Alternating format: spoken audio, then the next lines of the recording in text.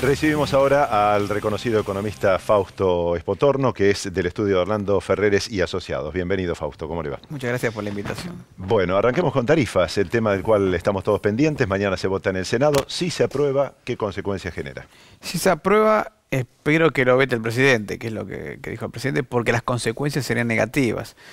Retrotraer las tarifas al año pasado básicamente tiene un costo de 130.000 millones de pesos, aproximadamente 140.000, que es un punto del PBI entero. Y nosotros tenemos que bajar el déficit fiscal un punto del PBI. Sería retrotraer el déficit fiscal a donde estábamos el año pasado.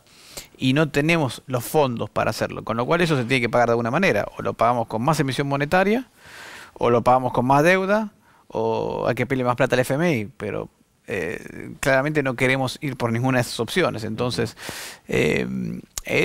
me parece un intento de aprobar algo que va más por el deseo que por la realidad económica argentina, ¿no? En el caso de que no se vete, ¿sí? Descartemos esa posibilidad para poder llegar a otra cuestión, que es, la gente escucha que es un proyecto que lo beneficiaría al usuario de los servicios públicos porque va a retrotraer las tarifas a diciembre. Y desde el gobierno dicen que eso es perjudicial para toda la Argentina. ¿En qué repercutiría directamente en el bolsillo de los consumidores o de todos los argentinos para entenderlo de otra manera y por qué hay que vetarlo? Bueno, los primeros meses en el fondo tendrías una mejora, te bajarían los gastos de energía y te estarías un poquito más contento. El problema es que para pagar eso, de otro lado hay dos opciones. O le pagás a la empresa la diferencia con un subsidio, y ese subsidio tenés que emitir con dinero, entonces más dólar, más inflación, o sea, a los 3-4 meses lo vas a ver reflejado la inflación en el dólar, o no le pagás a la empresa y dejás que la empresa desinvierta como quiere y bueno, lo vas a ver en un año o dos sin energía, ¿no? Cuando se te corte la luz, tenés que acordarte de ese momento. Sí, sumado a que el hecho de, por ejemplo, hacer andar la maquinita para pagar esos 131 millones de pesos generarían mucha más inflación, evidentemente. Exactamente, claro. La idea es, ahí hay una idea muy importante de fondo, que es que las tarifas generan inflación. No, las tarifas generan un movimiento de precios relativos. Lo que genera la inflación es la emisión monetaria. Ahora, es cierto que hay un juego entre las dos cosas, no es que es neutral. ¿Por qué? Porque obviamente si el gobierno, por ejemplo, dejara subir las tarifas, pero fuera muy duro con la política monetaria, bueno, probablemente tendrías recesión en alguna parte de la economía, porque simplemente si tienes un precio que sube 50% o 30% en este caso, y los otros los que estén en cero, alguno tiene que bajar. Si el promedio queda en cero y uno sube 30, alguno tiene que bajar, y para que eso suceda tiene que haber una recesión. Por eso es que el gobierno tampoco puede jugar tan duro del lado de política monetaria, porque tiene las tarifas que le están empujando los precios. Pero lo que sí es cierto es que si vos no tenés la plata y tenés que salir a emitir pesos, vas a tener un aumento de la inflación. Fíjate lo que pasó hasta el 2015. Vos ahí no teníamos aumento de tarifas, más las tarifas estaban bajando en términos reales, y sin embargo tenías una inflación del 25-30% vía emisión monetaria. Entonces no es, me parece lógico o responsable volver a ese esquema, ¿no? Y desde el punto de vista, digamos, de futuro, de lo que quede de acá al resto del año, ¿se ve viable la posibilidad de mantener ese 15% de inflación que decía el gobierno? ¿Como economista cree que puede llegar a ser un poco más? No, no creo que pueda ser. Acá hay, a ver, otra vez, la inflación es un fenómeno monetario, ¿no? O sea, hay que tener dinero para generar esa inflación. Ahora, por otro lado, el gobierno ve presiones sobre los costos. O sea, las tarifas son una presión sobre los costos, el dólar es otra presión sobre los costos, la suba del petróleo es otra presión sobre los costos. Entonces, en este esquema donde, y además hay atrasos en algunos precios que vienen subiendo, entonces en este esquema, si vos querés parar en frío la inflación a cero, tenés que generar recesión. Bueno, como el gobierno no lo quiere hacer, por obvias razones, entonces deja que la inflación se acelere. De hecho, fíjate lo que está pasando, ahora el gobierno quiere tratar de frenar un poco la inflación que se le está escapando por el lado del dólar y tiene que poner la tasa de interés en 40%. Y eso solamente para controlar la inflación. Ahora imagínate si quisiera frenar más la inflación. Fausto, ¿qué pasa con el dólar a propósito? Porque hoy siguió subiendo, 25.48 el cierre, 26 ya tocó el blue. ¿Qué es lo que está ocurriendo? Porque varios de estos días el Banco Central pone a disposición 5.000 millones de dólares, pero sin embargo sigue la suba. Sí, ojo que el Banco Central pone los 5.000 millones de dólares, pero nunca llega a los 25%. Entonces, 25.90, 25.95 en el mayorista. Aclaremos esto, hay dos precios en el mercado. El que uno va y compra en el banco, que es el minorista, y un precio mayorista donde transan los grandes operadores.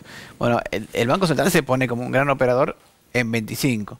Y después hay 50 centavos más o menos de comisión que te cobra el minorista. nunca llega al 25 por ahora. Lo que está pasando son dos cosas. Por un lado, en el tema estructural de Argentina, la verdad es que estamos recibiendo menos dólares de afuera. Argentina recibe dólares por dos vías, por las exportaciones o por la entrada de capitales, el financiamiento externo. Las exportaciones ya vemos que una parte viene muy mal, que es el tema de la cosecha, porque primero tuviste una sequía muy importante, que te hizo caer de forma bastante importante la cosecha de soja, sobre todo. Y después, cuando terminó la sequía, empezaron las lluvias, con lo cual te arruinó. Se habla en total de 8.000 millones de dólares de pérdidas solo por la soja. Exactamente. Que es prácticamente el dinero que estaría pidiendo el Fondo Monetario que ajustemos. Y vos pensás que la soja en total, la exportación vale 25.000 millones de dólares. Aproximadamente, 24.000 millones de dólares. 8.000 millones de dólares es una parte importante. Y se pierde tanto en calidad, porque la soja que sacamos por las lluvias, ahora es de peor calidad, y además por la cantidad. Entonces, ahí tenemos una reducción de dólares importante. Es verdad que del lado de Brasil nos está ayudando un poco la economía brasileña con la recuperación que está teniendo, y eso nos permite recomponer algo de exportaciones por ese lado. Pero en el total estamos peor. Y por el lado de la entrada de capitales, ya vimos lo que está pasando. El mundo está más convulsionado, Estados Unidos sube las tasas de interés de largo plazo, a las que coloca el Tesoro. Ahora tenemos problemas con Italia, con Turquía, y eso, cuando hay esos problemas a nivel global, el inversor lo que dice, yo me refugio, dejo de tomar riesgo, me refugio en activos más seguros, y cuando hablamos de activos más seguros estamos hablando básicamente del bono del tesoro americano, el bono del tesoro alemán, el bono del tesoro japonés, el bono del tesoro inglés. Y las grandes potencias. Los que generan los grandes monedas, por un lado, y los que tienen son muy seguros. Entonces, cuando se van porque ahí no vas a ganar plata. En Estados Unidos ahora estás 3% en dólares, pero comprarle un bono del tesoro alemán a veces menos 0,1, no es para ganar plata, es para protegerte. Cuando se ponen esos miedos, bueno, también se van de países como Fausto, Argentina. Lo último, justo al ingresar llegaba el dato de la inversión, el índice de inversión. ¿Cuál fue? Dio 9,1% de crecimiento en abril. Es un la verdad que es un dato que sorprendió, porque veníamos en materia de datos de actividad económica, veníamos con datos negativos. El EMAE del marzo no dio negativo, pero dio peor de lo esperado. Y el EMAE, que es el índice PBI que mide el INDEC, y el PBI que medimos nosotros, el IGA de abril, había dado una caída importante en abril. Con lo cual no estábamos muy optimistas con la parte de actividad económica, pero el dato de inversión salió sorpresivamente bien. No creo que se sostenga, porque pensá que dentro de la inversión hay mucha compra de maquinaria y equipo en dólares. Tal cual.